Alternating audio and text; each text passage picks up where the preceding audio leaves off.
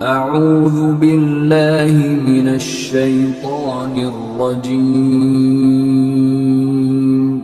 بسم اللہ الرحمن الرحیم۔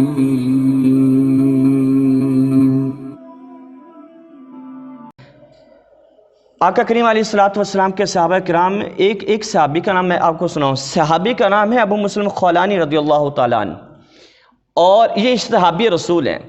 اور ایک واقعہ ہوا یمن کے اندر تھا اسود انسی نامی ایک شخص تھا، اس نے دعوی نبوت کر دیا۔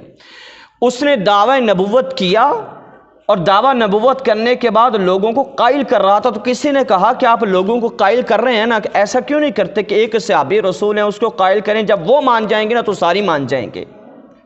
یعنی مرکز کو پکڑو، جب وہ آپ کے نبی ہونے کی گواہی دے دیں گے نا تو دوسروں کو اس پر گواہی دلوانا کیا ہے، قدر آسان ہو جائے گا۔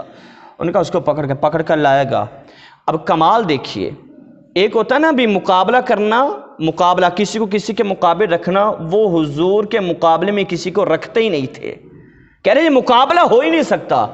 جب حضرت ابو مسلم خولانی رضی اللہ تعالیٰ عنہ کو پکڑ کر لایا گیا نا تو اسود انسی کے سامنے پیش کیا گیا، تو اسود انسی نے اس سے مباحثہ کیا، مکالمہ کیا، کہنے لگا کہ تو گواہی دیتا ہے کہ میں اللہ کا رسول ہوں؟ کہہ رہا ما اسمعو، میں سنتا ہی نہیں ہوں، تو کیا کہہ رہا ہے؟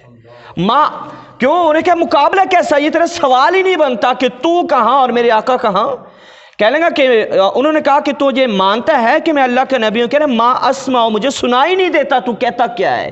یعنی یہ مقابلہ ہی نہیں ہو سکتا، یہ سوال ہی نہیں بنتا مکالمہ، میں تجھ سے یہ مکالمہ کرنا ہی نہیں چاہتا، میں تجھ سے یہ مکالمہ کرنا ہی نہیں چاہتا۔ کہنا میں تو کہتا ہے کہ کہنا ما اسمعو، مجھے سنائی نہیں دیتا، تو کہتا کیا ہے؟ پھر وہ دوسری بات کرتا ہے، کہہ رہا ہے کہ تو یہ گواہی دیتا ہے کہ محمد اللہ کے رسول ہے؟ کہہ رہا جی ہاں میں گواہی دیتا ہوں۔ کہہ رہا میں گواہی دیتا ہوں کہ محمد اللہ کے رسول ہیں اور آخری نبی بن کر تشریف لائیں۔ وہ بڑا حیران ہوا، کہنے لگا عجیب بات ہے، جب میں کہتا ہوں کہ میں ہوں تو کہتا ہے میں سنتا ہی نہیں ہوں، اور جب اس کی باری آتی ہے تیرے نبی کی تو کہتا ہے کہ میں سنتا ہوں اور میں گواہی بھی دیتا ہوں کہ وہ اللہ کے کیا ہیں، رسول ہیں۔ کہنے لگا باز آ جاؤ۔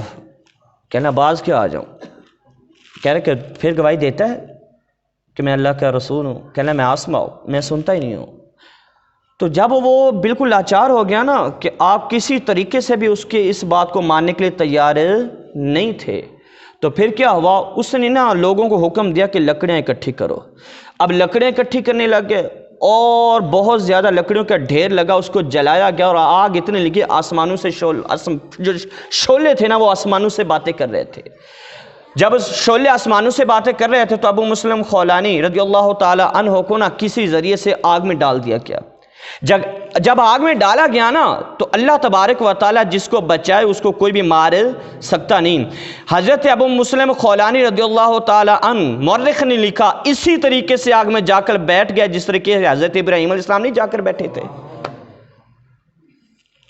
اس کے جسم کو جلانا دور کی بات، کپڑے تک کو آگ نے نہیں جلایا، کپڑے تک کو آگ نے نہیں جلایا۔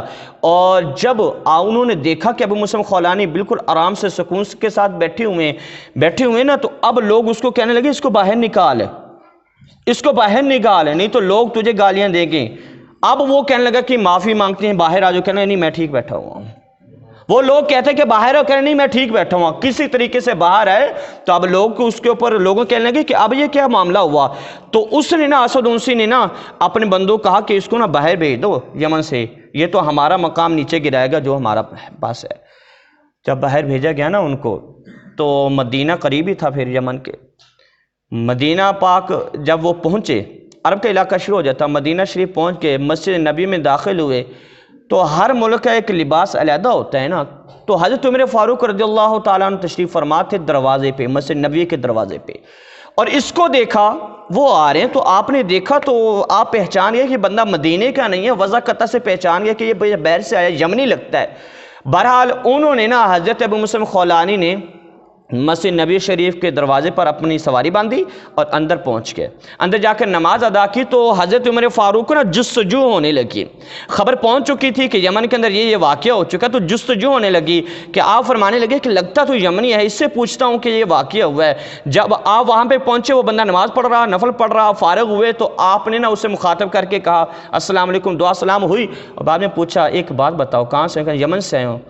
آپ نے پوچھا مجھے یہ بتاؤ, یمن میں ایک واقعہ ہوا ہے ہمارے دوست کے ساتھ, یہ واقعہ ہوا ہے, ختم نبوت کی تحفظ میں اس کو آگ میں ڈالا گیا ہے, اللہ کے فضل سے آگ نے اس کو جلایا نہیں ہے, تو کیا تو اس بندے کو جانتا ہے؟ اس بندے کو جانتا ہے یمن میں جس کو آگ میں پھینکا گیا ہے؟ تو کہنے لگا انا ہوا واللہ انا ہوا واللہ انا ہوا, اللہ کی قسم وہ بندہ جس نے حضور کے ختم نبوت پہ پہرا دیا اور تحفظ کے لیے اپنی جان کی پرواہ نہیں کی, انا ہوا میں ہوں. آپ نے پوچھا واللہ حقیقت؟ کہہ رہا ہاں انا ہوا. آپ اٹھے, اس کو سینے کے ساتھ لگایا. حضرت ابوبکر صدیق کا دور تھا, حضرت ابوبکر صدیق رضی اللہ تعالیٰ عنہ کے پاس لے کر گئے, کہنے لگے حضور سنیں دیکھیں کس کو لایا. پوچھا کس کو لایا؟ فرمایا کہ وہی بندہ جو یمن میں حضور کے ختم نبوت پر پہرا دے کے آیا ہے, اسی کو آپ کے پاس لے کر آیا ہوں. اور عمر فاروق کو روتے تھے, اس کو ملتے بھی تھے اور آنکھوں سے آنسو بھی نکلتے تھے, اور رب کی بارگاہ میں یہ شکر ادا کرتے تھے, مالک تیرا شکر ہے تو نے مرنے سے پہلے مجھے مثل ابراہیم علیہ السلام سے ملا دیا. مجھے